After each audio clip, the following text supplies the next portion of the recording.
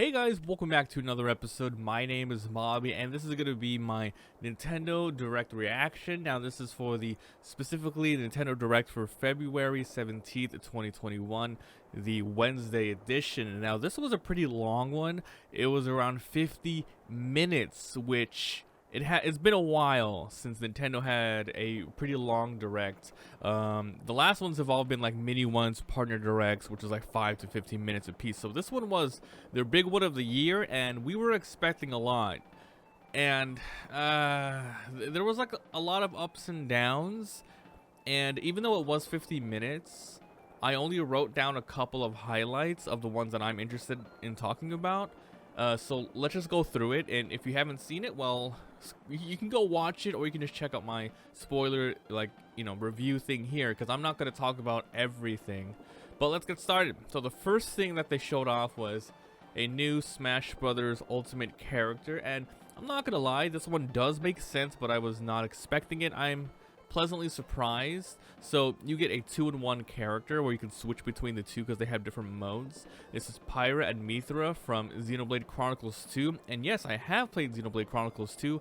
It's a pretty fun game. If you haven't played the Xenoblade Chronicles series, I really recommend it. So that's cool, they're coming in, and this is a March release. Now, to address the sort of hype with these characters, I'm sure not a lot of people played it, and a lot of people are thinking, wow, more sword characters, which is kind of true.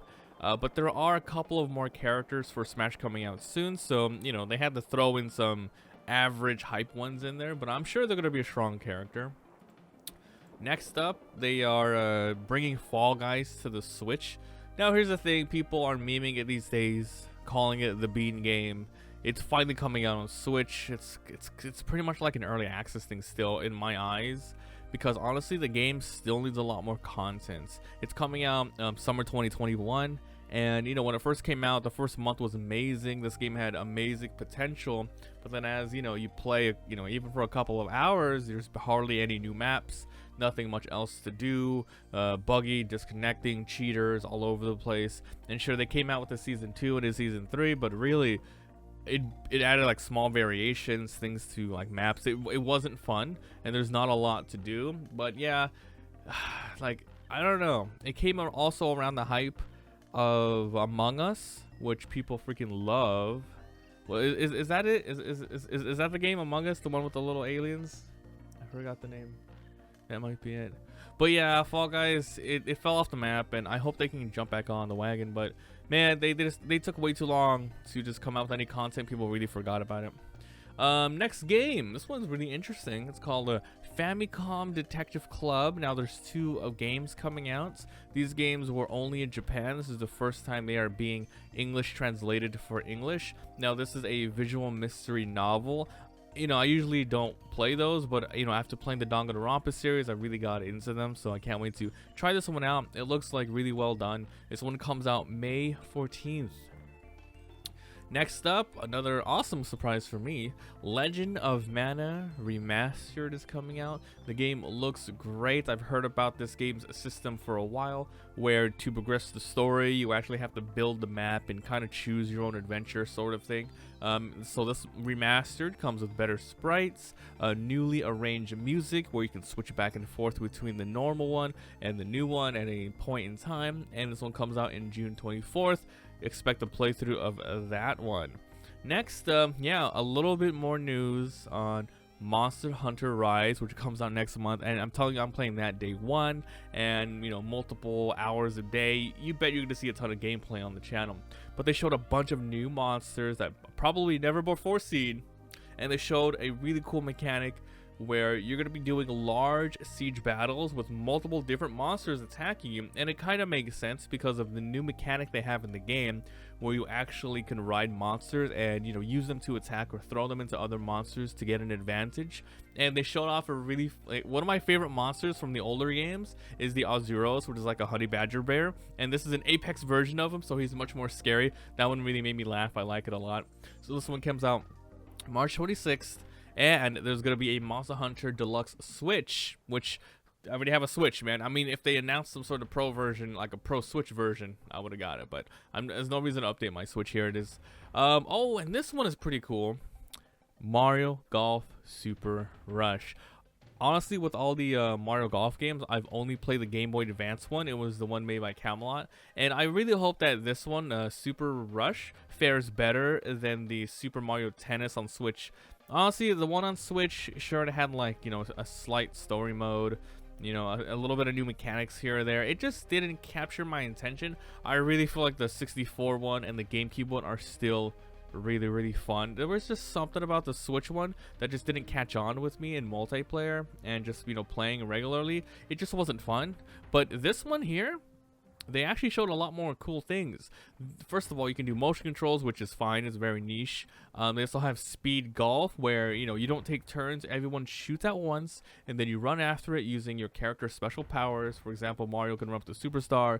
Yoshi can roll on an egg. I think you can knock each other out, grab coins, and then as soon as you get to your ball, you hit it. So that one seems fun. And one thing that really caught my attention, and, yo, it'll probably make me get this game, a story mode with your own little me-ish customizable character and stats. That's right, the more you play, the more you gain skills to put into different sort of stats like drive and, I guess, putting and stuff like that, which reminded me of the Game Boy Advance one. If you haven't played that one, it is excellent. It's another story-based, you know, game with, you know, pretty much the same thing. I think they took cues of the older game.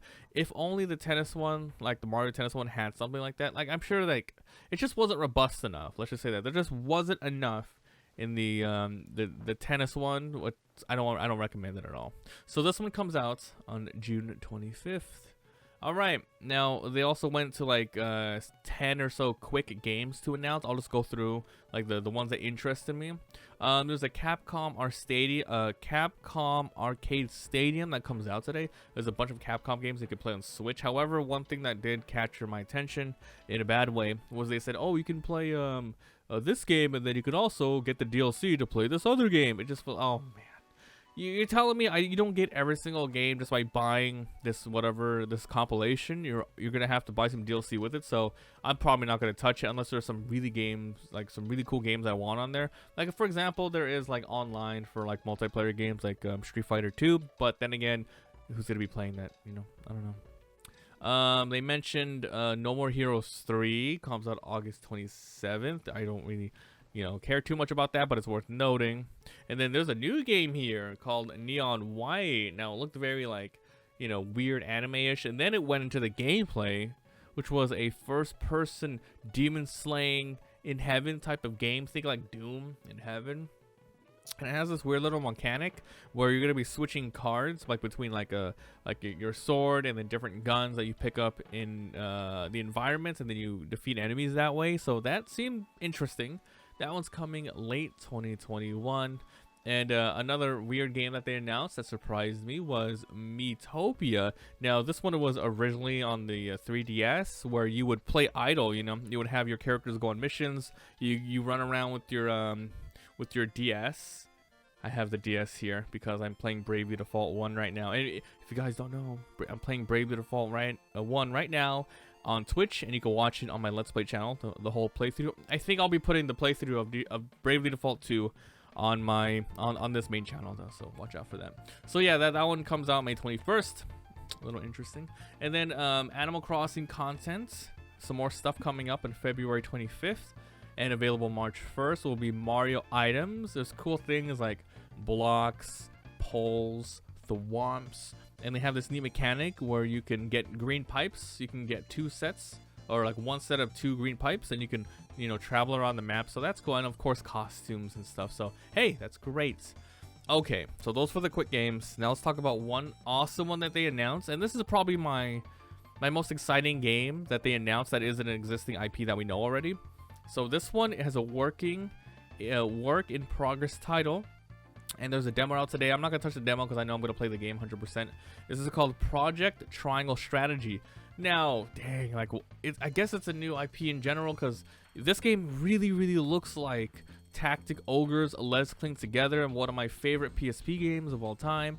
And of course, Final Fantasy Tactics. You know, they got, you know, I got goosebumps looking at this. You know, you get, you know, Tactics RPG, tile base, elevation attacks, magic, medieval swords, very detailed sprites. I'm 100% playing it, and you get like choices matter, so it really makes me want to go back and play those old school ones. However, this one comes out 2022. I think that, you know, the big reason that they're announcing it now this early in the year is they're dropping that demo, and they want people to play and then give them feedback on surveys. But still, it's pretty cool. Like, I'm excited for that one for sure.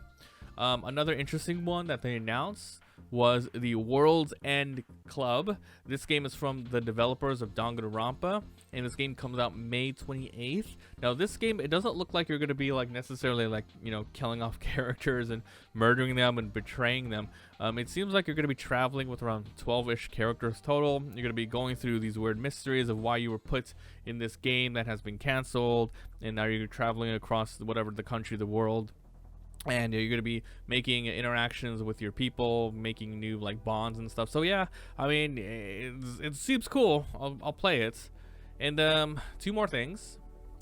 The Legend of Zelda Breath of the Wild sequel. They announced that there's no news until later this year. But in its place, we got a really cool announcement for The Legend of Zelda Skyward Sword HD Switch port, which comes out July 16th. Now this one's interesting because this is probably the only 3D Zelda that I never played. This one comes out, like I said, July 16th, right? So this one, when you play it, I think the reason why I didn't play it is because I didn't have the Wii HD stuff, which you needed to play it, the HD controls or whatever it's called, the Pro Wii controls, where, you know, it really keeps track of where it is. I had the basic nunchucks and stuff, but which I think you might better play it, but forget it. Let's just say I never played it, okay? So this one, of course, you have the Wii remotes. So I can use, you know, your shield for one hand and your sword for the other hand. However, they also made it compatible with a Pro controller and the Joy-Con, so you can play using your right stick, analog stick, to control how you attack. Now, if you're going to be doing that, I'm assuming you're not going to be using the camera controls at all, because you're going to be using that right stick, but I don't know if the other one even did that as well. So, hey, if you guys never played it, check it out. I'm going to be playing it too. Can't wait. And then for the final big announcements for the day, Splatoon 3. Okay, you know what? I don't have a problem with Splatoon series. You know, I played 1, I played 2, a little bit of it. But having Splatoon 3 as their final announcement of the day, I'm sure people are hyped. That's why they made a 3rd one, because the first 2 did well. It's just not for me personally. Sure, you know, people my age play it and all that stuff, but it's not like, you know, this is not for me, okay? It's another like a, you know, arena shooter, all that stuff. It's just not for me. But here's the funny thing about it. Sure, they announced like this is their huge game, but then you see the release date, it's 2022, and they didn't even give like an estimation, early, mid, late. It could just be late 2022. And here's the thing with that. The reason why they're throwing this Splatoon announcement is because they know it's coming out, they know it's in development, but they really did not have anything else to announce, so they had to go with this one, even though this one's super late next year. So like, I don't understand.